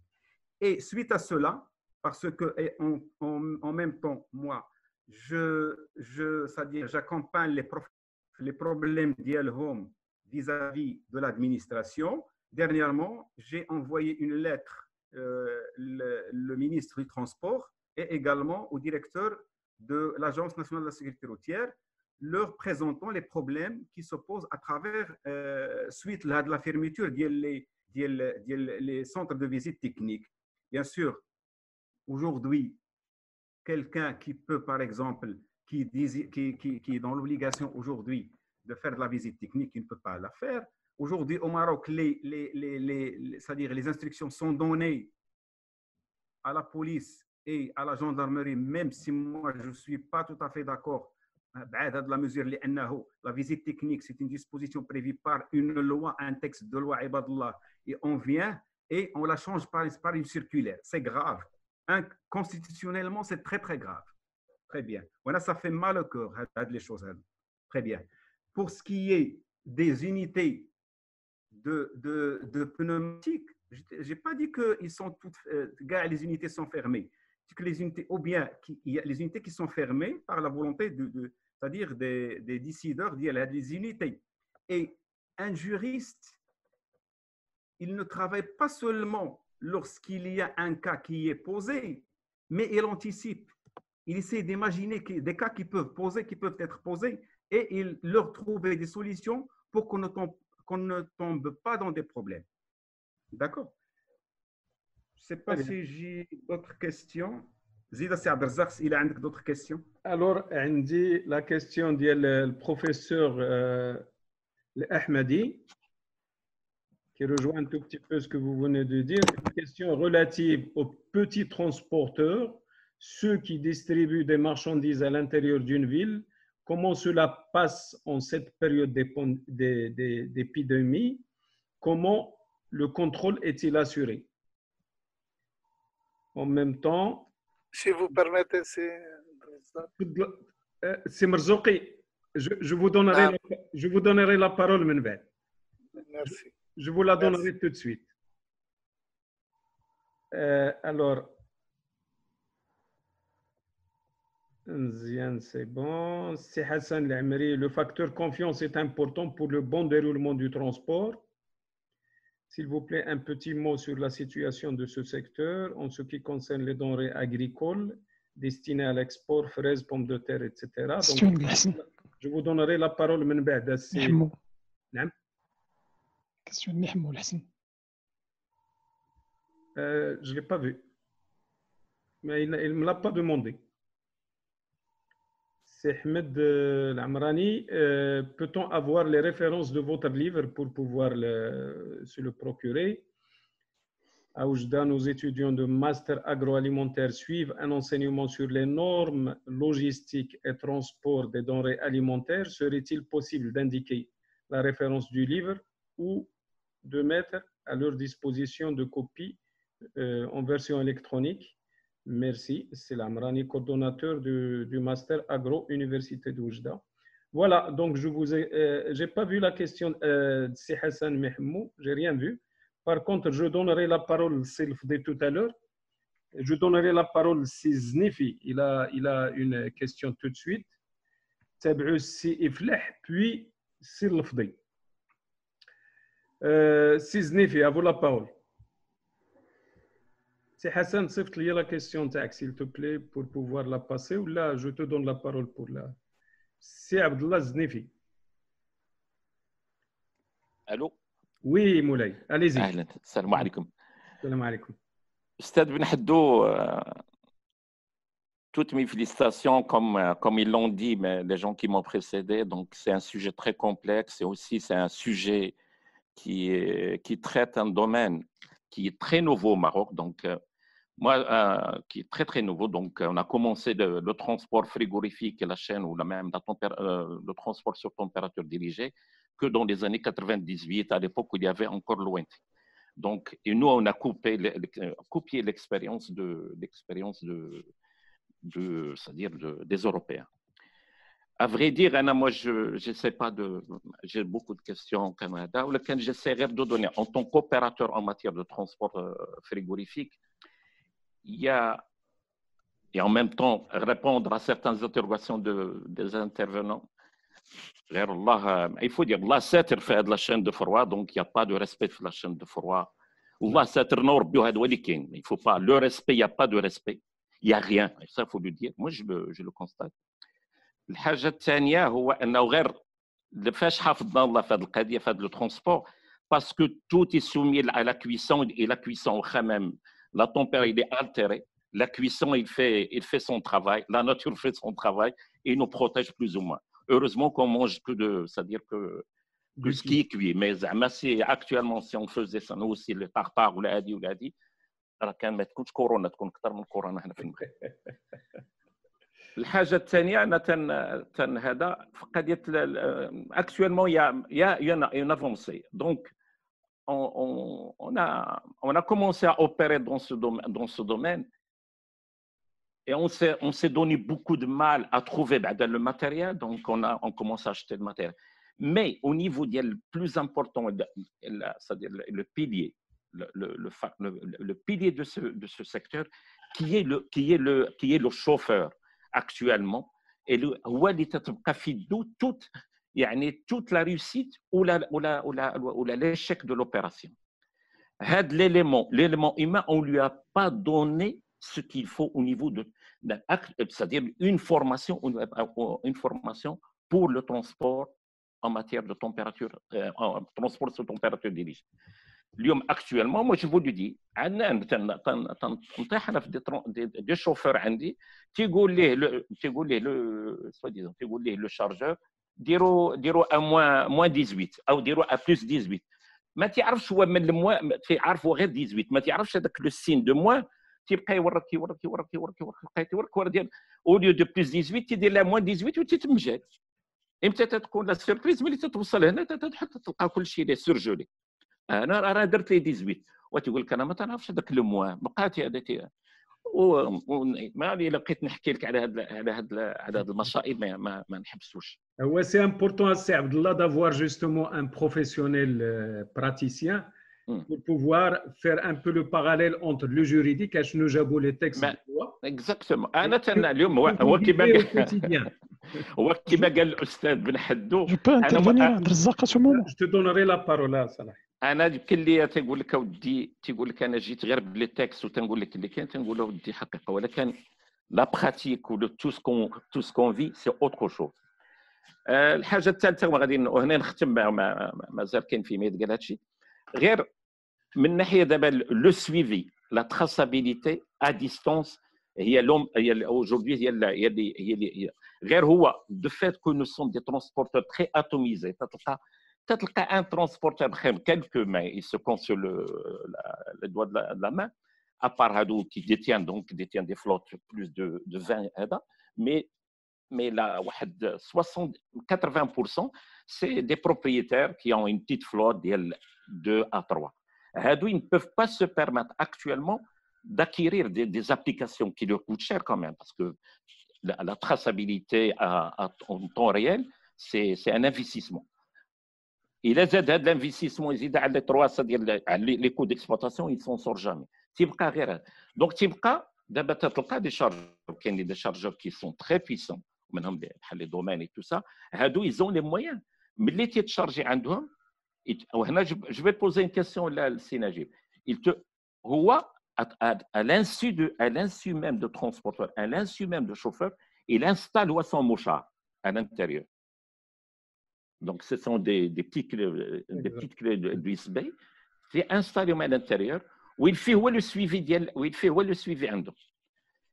Il a تقف الله وطلعت la température ou il y a un changement de température brusque. Ils peuvent émettre une alerte ولا يعيط لك يقول لك فيها كاف ما تشي فور اشوقع له ولا هذه. ولكن دي جون سورتو تتوقع في لا فان دو لا كومبان دابا تيخليك حتى توصل لا ديستيناسيون. ا ديستيناسيون تيحل الباب il pique la marchandise pour le prélèvement de température. C'est la surprise. الشيف واش تقول والله غالب والله ما عرفت وانا هذه وانا لا عطوها لي سخونه ما عطوش سخونه دار واحد من بعد كي باك عاد لو بروبليم وهو عارفو سي نحدو لو غون بروبليم هو اللي ديال لي زاسيورونس اوكين اليوم حنانا Très bien.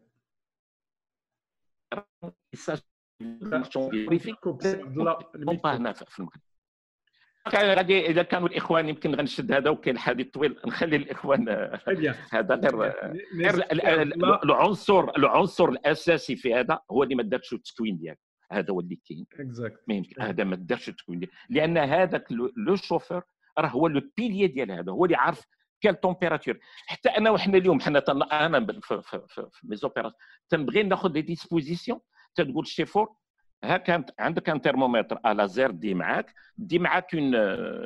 un croquis pour faire le prélèvement de température au chargement. طلعت البريمير باليت طلعت à 9 degrés, la deuxième palette à 12 degrés غادي بعدا تتكون. Mais la plupart ديال les chargeurs ils combattent هذا. Une fois qu'on leur demande à ce qu'on fait le prélèvement, c'est-à-dire via notre chauffeur, ils te disent Allah يخليك خرج الله يخليك ما عندي ما ندير. لأن quand tu commences à me poser des problèmes, il y a des gens qui sont là, qui peuvent charger sans me demander quoi que ce soit.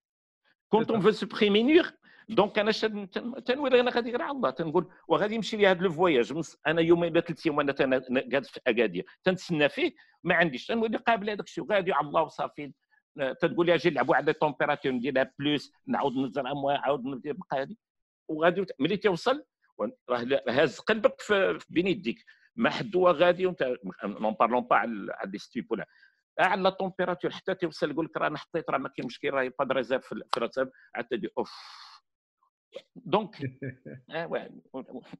vous l'avez résumé assez Abdallah, tout se résume heureusement que tout se cuit. Exactement. Mais هذه à l'échelle nationale, mais l'international ما تيرحمش. Si vous le permettez, معنا un expert de la qualité de l'eau potable qui a travaillé بزاف على l'agroalimentaire. Si un éclaircissement à ajouter brièvement avant de donner la parole للسي الزنيفي. تفضل السي صلاح. Oui, c'est Abdelrazak, merci. J'interviens parce que là, je vais peut-être étonner. Moi, ce qui m'intéresse dans ce transport, en plus de la partie législative qui a été décrite par Sibradou, en termes de qualité, d'abord, au chargement, quelle est la qualité du produit? Il faut la connaître. Parce que si on ne connaît pas cette qualité, on ne va pas se baser uniquement sur le maintien de la température pour dire qu'on a une bonne qualité à l'arrivée. Le problème est là. Parce que tout ce qui est température, même jusqu'à plus 4 degrés, généralement c'est la température du frigo, qu'est-ce qu'on fait? On fait une stase de la multiplication des bactéries. Les bactéries ne meurent pas, mais elles s'arrêtent de se multiplier. C'est-à-dire, si on part avec une concentration de bactéries au départ, on la met à plus 4 degrés, on va trouver la même concentration. C'est le micro dont je parle. Oui. Ne bouge pas. Là, quand tu bouges le micro, d'accord. D'accord, d'accord. Donc je disais que de toute manière, durant le transport, même si on est à plus 4 degrés, ne veut pas dire qu'on a on n'aura pas un changement au niveau de la qualité. D'accord? Donc du coup, que ça soit plus 4, que ça soit 18, plus 18, tout ce que vous voulez. Donc le problème qui se pose, est-ce que au chargement, est-ce qu'il n'y a pas une attestation qui donne la qualité du produit chargé? Et c'est à partir de cette attestation, on vérifie à l'arrivée la même qualité, est-ce qu'elle est toujours sauvegardée ou non? C'est une question, Salah. C'est une question qui est rattachée à une explication, parce qu'il ne faut pas se leurrer. S'il te plaît, question de Znefi en tant que professionnel ou le juriste, pour distinguer. Non, je parle à ces Znefi, le juriste, parce qu'il a parlé de l'ONSA, donc la partie Office national de sécurité sanitaire. Très bien. Puis, d'accord. Et le transport, l'autre question peut-être qui n'a pas été soulevée, c'est celle du transport de l'eau en bouteille ou bien les limonades. Tu en as parlé, mais il n'y a pas eu de réponse là-dessus. Là aussi, c'est un problème. La température pour une eau en bouteille, elle doit être maintenue à 22 degrés. Et elle n'est stockable que pendant 22 jours. Donc, en termes de transport, il faudrait s'arranger à ce qu'elle sorte de l'usine, qu'elle fasse le transfert à plus 20 degrés maximum et qu'elle soit consommée durant 22 jours. Voilà un petit peu, grosso modo.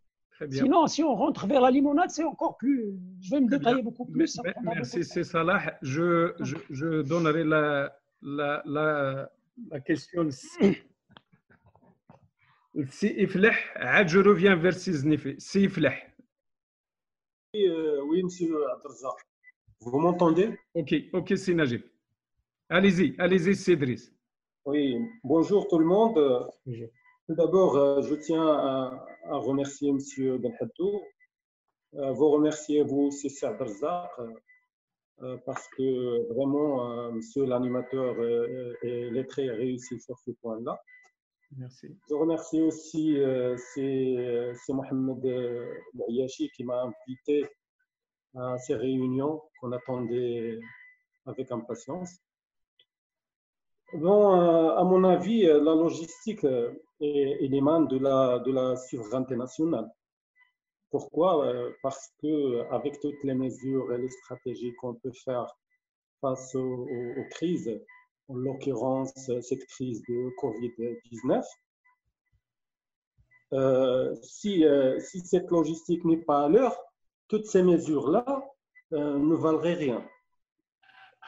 Alors, de ce point de vue, Monsieur Benhaddou, est-ce que vous ne voyez pas que ce secteur-là doit rester et doit revenir sous contrôle de l'État? Or, aujourd'hui, qu'est-ce qu'on voit? C'est le recul de rôle de l'Office national des transports. Il n'a pas toujours le même rôle et la même force qu'il y a quelques années. Deuxième question, je profite, permettez-moi, messieurs, allez-y. Je profite du fait que nous sommes devant un consultant de renommé, un grand consultant dans le domaine, pour vous demander, M. Benhaddou, votre avis pour un investissement sur les services de déménagement. Qu'est-ce que vous... Voilà. Merci Cédric. Merci encore une fois. C'est un plaisir, Cédric. Bon, si Znifi a demandé la parole et je donne c'est Benhaddou pour pouvoir intervenir en conclusion. Allez-y. سي عبد الله. لا انا غادي نرجع تسمعني سي عبد الله؟ عليزي. غير انا نرجع لواحد النقطه شار لها الاخ اللي قبل من هذا تيقول لك ودي على لا كاليتي ديال لو برودوي لا ناتور دو برودوي. Effectivement, parmi les documents, c'est-à-dire avant le chargement, le chargeur il doit disposer ce qu'on appelle un certificat phytosanitaire donné par les gens de l'ONSA au niveau de chaque délégation provinciale. Ça ne pose aucun problème. Mais c'est-à-dire nous situer à nous, c'est-à-dire nous imposer, enfin pas nous imposer. Est-ce qu'on connaît la qualité, quel type de qualité? Parce que ça m'est arrivé, ça m'est arrivé une fois, j'ai chargé des gourgettes. Les gourgettes, dites-vous, Agadir, le Perpignan. Le premier voyage au Sanna, il est entaché, des points noirs partout. Bon, la température, tout ça, la température est maintenue. On nous a imposé l'indemnisation. Deuxième voyage, c'est la même chose. Troisième voyage, c'est la même chose. C'est avéré qu'on a fait une expertise de produit. On a trouvé qu'il y a un vice de fond. La gourgette elle-même, pendant le transport, elle engendre cette maladie ou des bactéries qui entachent. Mais là, il faut tout un débat, je veux dire, un combat d'expertise et tout ça, et pour qu'on soit... mais dire la qualité d'autant plus celui qui me représente c'est le chauffeur. راه اليوم لينا ما دارش la formation ولا عاد تنعاود ناكد عليها على le chauffeur راه on va pas réussir là. La même chose, là je rejoins En même temps, je réponds, mais j'essaie de répondre. La question, est-ce que le retour de l'État fait le transport? Allah يخليك لهذا إذا كان غادي يرجعوا le Moyen Âge. Si on n'a pas réussi le transport actuellement, c'est à cause de l'État, c'est à cause. Donc, lorsqu'on a démonopolisé, comme a dit Najib Bouila en 2003, la démonopolisation et la disparition d'Irlande, parce que ça n'a pas été suivi d'une mise à niveau, des transporteurs. Parce que le transport, c'était un investissement ديال les feignants. كنتي un feignant معرسك كان un médecin peut être transporteur, يكون فلاح transporteur, يكون chômeur ou des transporteurs. Heureusement, actuellement, c'est-à-dire la réforme جات هذه. Mais la pierre angulaire qui n'a pas été fait l'édifice, on n'a pas mis la mise à niveau. Un jour, quand on a des esclaves d'une entité, un jour, vous êtes libre. Donc, c'est arrivé. Des esclaves خرجوا قال لهم vous êtes libre يدوروا الليل وصل عليهم الليل وما يرجعوا عند le propriétaire pour lui dire on n'était pas préparé à cette libération. احنا la même chose. Et actuellement في الماروك هذا mais retourner à ce que l'État retourne au niveau de souveraineté, ça sera la catastrophe encore. اسمحوا لي وشكر جزيل سي عبد الرزاق. Très bien, merci c'est Abdallah. Donc, si Najib, avant de vous donner la parole, parce qu'il y a beaucoup de questions qui fusent, notamment... Là, le sujet il est tellement important et c'est quelque chose qui nous intéresse le quotidien, l'estomac, pourquoi pas. Donc, il est intéressant. Avant de donner la parole, c'est Abdallah Mnemeriz, je tiens à lire quelques questions. Qu'en est-il du transport des produits agricoles, notamment la fraise, etc. C'est la Marani, je l'avais lu. Donc, la question d'hygiène. C'est pourtant ma qualité de conseiller de société de carrosserie industrielle. Je confirme l'intervention du professionnel du transport sur la réalité sur le terrain. Donc, il le confirme. Ceci n'enlève en rien la qualité du travail académique et juridique du travail. C'est Hassan L'Amri. Alors, excusez-moi, parce que ça défile très vite. Serait-il possible d'avoir les contacts de Siznifi, c'est Salah Abdelmoumen, de la part d'Oujda, c'est l'Amrani, stade de l'université, et qui est patron du master agroalimentaire. C'est Marzouki. J'illustre l'intervention de M. Salah par l'histoire des agrumes et leur exportation aux USA. Voilà, donc j'ai tout lu. J'espère ne pas louper Chihed. Je donne la parole à Abdallah avant de vous la rendre à Najib pour conclure. Tu réponds et en même temps tu conclus la séance d'aujourd'hui. Allez-y, c'est Abdallah. Bonjour tout le monde. Bonjour. Merci, Steven Fiddou. Ma question, c'est d'ordre un peu juridique, mais ce n'est pas pour les produits alimentaires. Pour les marchés, ma question, est-ce que la question de la force majeure, est-ce qu'il est tenu en compte, même s'il n'est pas mentionné dans les papiers du marché? Parce qu'on a l'habitude, lorsque on fait le cahier des prescriptions spéciales, on mentionne le délai d'exécution et on mentionne aussi le cas de la force majeure. Maintenant, s'il s'agit d'un marché où il y a seulement un bon de commande, on ne mentionne pas le cas de la force majeure.